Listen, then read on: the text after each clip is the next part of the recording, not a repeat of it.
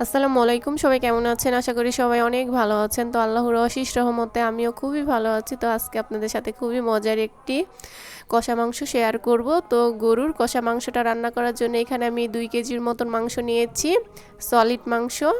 স্বাদ মতো লবণ দিয়ে দিয়েছি, 2 টেবিল চামচ হলুদের গুঁড়ো দিয়ে দিলাম, 2 টেবিল চামচ লাল মরিচের গুঁড়ো দিয়ে দিয়েছি, 2 টেবিল চামচ ধনিয়ার গুঁড়ো দিয়ে দিয়েছি, 1 চামচের মতন জিরার গুঁড়ো দিয়ে দিয়েছি, আর মাংসর মশলা দিয়ে দিয়েছি। এখানে 1 টেবিল চামচ আদা বাটা দিয়ে দিলাম, 1 টেবিল চামচ রসুন বাটা দিয়ে দিয়েছি, আর পেঁয়াজ কুচি আর কাঁচামরিচ, আস্ত কাঁচামরিচ দিয়ে দিয়েছি।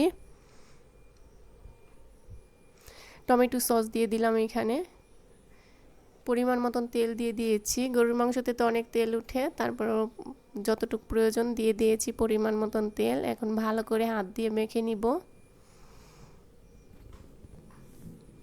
তো ভালো করে মেখে তারপরে এই গরুর মাংসটা রান্না করব, তাহলে খেতে বেশি ভালো লাগবে।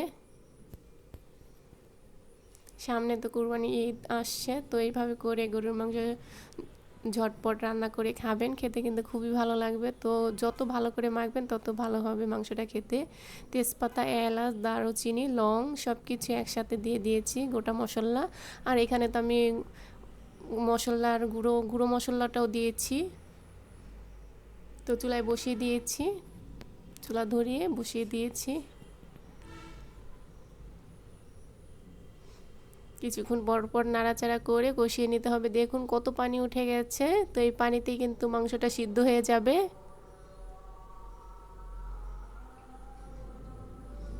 তেল তারপরে মাংস মিক্স করে রান্না করবেন, তাহলে কিন্তু মাংসটা খেতে ভালো লাগে। একটা হাড্ডিও দিয়েছি। তো একদম ভালো করে কষিয়ে নিতে হবে। যত মাংস কষাবেন তত কিন্তু খেতে বেশি ভালো লাগবে। আমি একদম ভালো করে কষিয়ে নিয়েছি, দেখতে পাচ্ছেন পানিটা কিন্তু একদম শুকিয়ে গেছে, বেশি পানি নেই, তেল উঠে গেছে।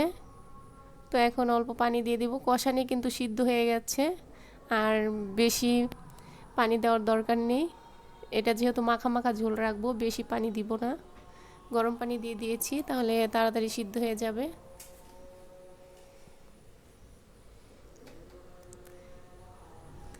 পানিটা কিন্তু একদম শুকিয়ে গেছে, দেখতেই পারছেন মাখা মাখা ঝোল হয়ে গেছে। তো এখানে আমি শাক বাটা দিয়ে দিব। নামানোর আগ দিয়ে এই শাক বাটা দিয়ে তারপরে নামাবেন, তাহলে কিন্তু খেতে আরও বেশি ভালো লাগে। আগেলা দিনের নানি দাদিরা কিন্তু এইভাবে গরুর মাংস রান্না করতো শাক বাটা দিয়ে। সব তরকারিতেই কিন্তু শাক বাটা ইউজ করতো। এখন তো আমরা আলসি হয়ে গেছি, তো শাক বাটা ইউজ করি না। তো মাংসতে দিয়েছি এই শাক বাটার তরকারিটা, খেতে কিন্তু খুবই ভালো লাগে। তো সেজন্য শাক বাটা নিয়েছিলাম। তো শাক বাটার ভিডিও আপনাদের সাথে শেয়ার করব। আর ভাজা জিরার গুঁড়ো দিয়েছি। আর শাক বাটার মধ্যে কিন্তু জিরা ছিল, চাল, তেজপাতা সব কিছু মিক্স করে ভেজে তারপরে কিন্তু শাক বাটাটা আমি করেছিলাম।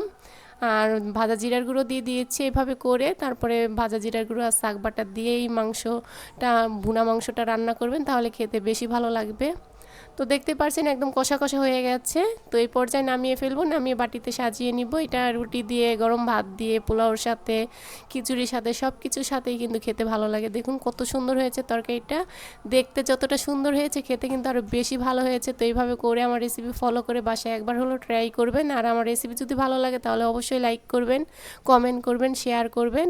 আর ফেসবুক থেকে যারা দেখবেন তারা ফলো করে দিবেন, ইউটিউব থেকে যারা দেখবেন তারা সাবস্ক্রাইব করবেন। সবাই ভালো থাকবেন। আল্লাহ হাফেজ।